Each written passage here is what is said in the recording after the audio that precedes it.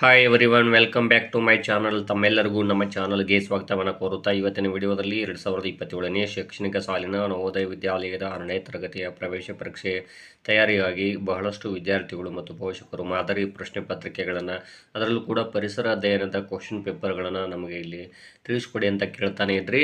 ಅದಕ್ಕೋಸ್ಕರ ಇಲ್ಲಿ ನಾನು ಪ್ರತಿನಿತ್ಯನೂ ಇಲ್ಲಿ ಲೈವ್ ವಿಡಿಯೋಗಳ ಮೂಲಕ ಕೂಡ ತಮಗೆ ಮಾಹಿತಿಗಳನ್ನು ತಿಳಿಸ್ಕೊಡ್ತಾ ಇದ್ದೀನಿ. ಕ್ವಶನ್ ಪೇಪರ್ಗಳು ಹೇಗೆ ಬರ್ಬೋದು, ಯಾವ ರೀತಿಯಾದಂತಹ ಪ್ರಶ್ನೆಗಳು ಬರುತ್ತವೆ ಅಂತ ಇವತ್ತು ಕೂಡ ಪರಿಸರ ಅಧ್ಯಯನದ ಒಂದು ಪ್ರಶ್ನೆ ಪತ್ರಿಕೆ ತಮಗಾಗಿ ತೊಗೊಂಡು ಬಂದಿದ್ದೀನಿ.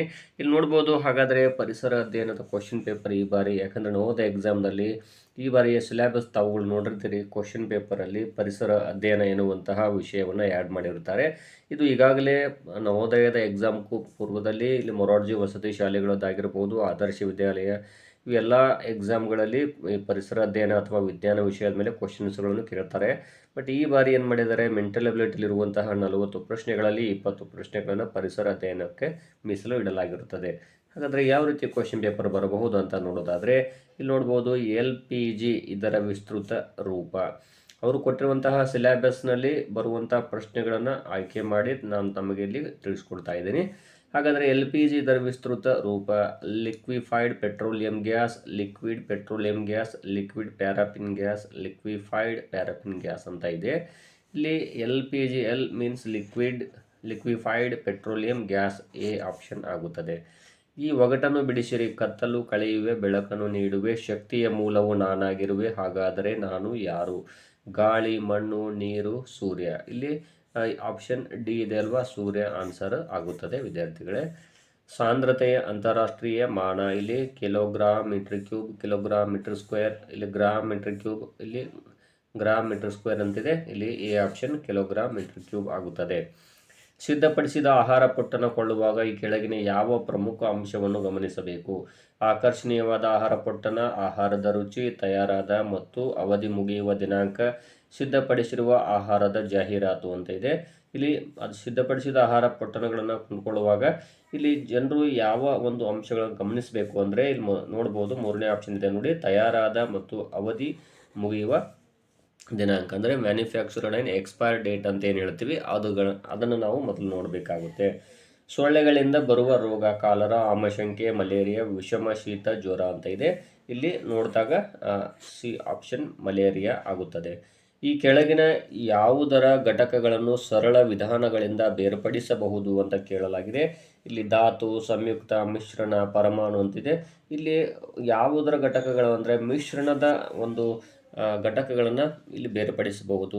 ಯಾಕಂದರೆ ಅದು ಮಿಶ್ರಣ ಆಗಿರುವಂಥದ್ದು ಇಲ್ಲಿ ಸಂಪೂರ್ಣವಾಗಿ ರಾಸಾಯನಿಕವಾಗಿ ಅವು ಸೇರ್ಪಡೆ ಆಗಿರುವುದಿಲ್ಲ, ಕೇವಲ ಭೌತಿಕವಾಗಿ ಮಾತ್ರ ಇರುತ್ತೆ. ಆದ್ದರಿಂದ ಅವುಗಳನ್ನು ಇಲ್ಲಿ ಬೇರ್ಪಡಿಸಬಹುದು. ಹಾಗಾಗಿ ಇಲ್ಲಿ ಬಿ ಆಪ್ಷನ್ ಇದೆ ಅಲ್ವಾ, ಇದು ಆನ್ಸರು ಆಗುತ್ತದೆ. ಉದಾಹರಣೆ ಹೇಳೋದಾದರೆ ಇಲ್ಲಿ ಅಕ್ಕಿಯಲ್ಲಿರುವಂಥ ಹಳ್ಳಗಳನ್ನು ಬೇರ್ಪಡಿಸಬಹುದು. ಕೃತಕ ಧಾತುವಿಗೆ ಉದಾಹರಣೆ: ಆಕ್ಸಿಜನ್, ಪ್ಲುಟೋನಿಯಂ, ಹೈಡ್ರೋಜನ್, ಚಿನ್ನ ಅಂತಿದೆ. ಕೃತಕ ಧಾತು ಯಾವುದು ಅಂದರೆ ಪ್ಲುಟೋನಿಯಂ ಆಗುತ್ತದೆ ವಿದ್ಯಾರ್ಥಿಗಳೇ.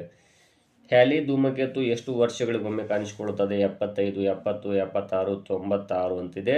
ಹ್ಯಾಲಿ ಧೂಮಕೇತು ಇಲ್ಲಿ ಆಪ್ಷನ್ ನೋಡಿದಾಗ ನೀವು 4 ಆಪ್ಷನ್ಸ್ಗಳನ್ನು ನೋಡ್ಬೋದು. ಇದರಲ್ಲಿ ಆನ್ಸರು ಯಾವುದು ಆಗುತ್ತದೆ ಅಂದರೆ ನೋಡ್ಬೋದು ತಾವು ಇಲ್ಲಿ ನೋಡಿದಾಗ ಬಿ ಆಪ್ಷನ್ ಅಥವಾ 2ನೇ ಆಪ್ಷನ್, 76 ವರ್ಷಗಳಿಗೊಮ್ಮೆ ಹ್ಯಾಲಿ ಧೂಮಕೇತು ಕಾಣಿಸಿಕೊಳ್ಳುತ್ತದೆ. ನಮ್ಮ ದೇಹದ ಬೆಳವಣಿಗೆಗೆ ಉಪಯುಕ್ತವಾದ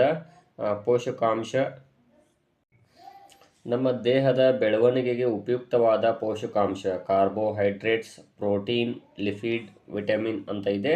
ಇದರಲ್ಲಿ ಬಿ ಆಪ್ಷನ್ ಇದೆ ನೋಡಿ ವಿದ್ಯಾರ್ಥಿಗಳೇ, ಪ್ರೋಟೀನ್ ಆಗುತ್ತದೆ. ಇದು ಒಂದು ಸಿರಿಧಾನ್ಯಕ್ಕೆ ಉದಾಹರಣೆ: ಶೇಂಗಾ, ಕಡಲೆ ಕಾಳು ಅಂತ ಇದೆ. ನೆಕ್ಸ್ಟ್ ಆಪ್ಷನ್ಗಳು ನೋಡ್ಬೋದು. ಇಲ್ಲಿ ನೋಡ್ಬೋದು ನವಣೆ, ಗೋಧಿ ಅಂತಿದೆ ಅಲ್ವಾ. ಇದರಲ್ಲಿ ಸಿರಿಧಾನ್ಯ ಯಾವುದು ಅಂದರೆ ನವಣೆ ಆಗುತ್ತದೆ ವಿದ್ಯಾರ್ಥಿಗಳೇ. ಇನ್ನು ನೆಕ್ಸ್ಟ್ ಕ್ವಶನ್ ನೋಡ್ಬೋದು. ಉಪ್ಪಿನಕಾಯಿ ಬಹಳ ದಿನ ಕೆಡದಂತೆ ಇಡಲು ಏನು ಹಾಕಿರ್ತಾರೆ? ಇಲ್ಲಿ ಉಪ್ಪು, ಖಾರದ ಪುಡಿ, ಸಕ್ಕರೆ, ಬಣ್ಣ ಅಂತ ಹೇಳಿದ್ದಾರೆ. ಇಲ್ಲಿ ಆಪ್ಷನ್ ಎ ಆಗುತ್ತದೆ. ಉಪ್ಪನ್ನು ಇಲ್ಲಿ ಬೆರೆಸಿರ್ತಾರೆ ಅಥವಾ ಹಾಕಿರ್ತಾರೆ. ಕೆಳಗಿನವುಗಳಲ್ಲಿ ಇಟ್ಟಿಗೆಯ ಲಕ್ಷಣ ಯಾವುದು? ಕಣಗಳು ತುಂಬ ವಿರಳ ಜೋಡಣೆಯಾಗಿರುತ್ತವೆ, ಕಣಗಳು ಸ್ವಲ್ಪ ವಿರಳವಾಗಿ ಜೋಡಣೆಯಾಗಿರುತ್ತವೆ, ಕಣಗಳು ಸರಿಯಾಗಿ ಜೋಡಣೆ ಆಗಿರುವುದಿಲ್ಲ, ಕಣಗಳು ನಿರ್ದಿಷ್ಟವಾಗಿ ಮತ್ತು ಒತ್ತೊತ್ತಾಗಿ ಜೋಡಣೆಯಾಗಿರುತ್ತವೆ, ಇದರಲ್ಲಿ ನಾಲ್ಕನೇ ಆಪ್ಷನ್ ಇದೆ ನೋಡಿ, ಕಣಗಳು ನಿರ್ದಿಷ್ಟವಾಗಿ ಮತ್ತು ಒತ್ತೊತ್ತಾಗಿ ಜೋಡಣೆ ಆಗಿರುತ್ತವೆ. ಇದು ಆನ್ಸರ್ ಆಗ್ತದೆ ವಿದ್ಯಾರ್ಥಿಗಳೇ. ಇನ್ನು ಅಣೆಕಟ್ಟಿನಲ್ಲಿ ಸಂಗ್ರಹವಾದ ನೀರು ಯಾವ ಶಕ್ತಿಯನ್ನು ಹೊಂದಿದೆ? ಚಲನ ಶಕ್ತಿ, ವಿದ್ಯುತ್ ಶಕ್ತಿ, ಸ್ನಾಯು ಶಕ್ತಿ, ಪ್ರಚನ ಶಕ್ತಿ ಅಂತಿದೆ. ಇಲ್ಲಿ ಪ್ರಚನ ಶಕ್ತಿಗೆ ಉದಾಹರಣೆಯಾಗಿದೆ.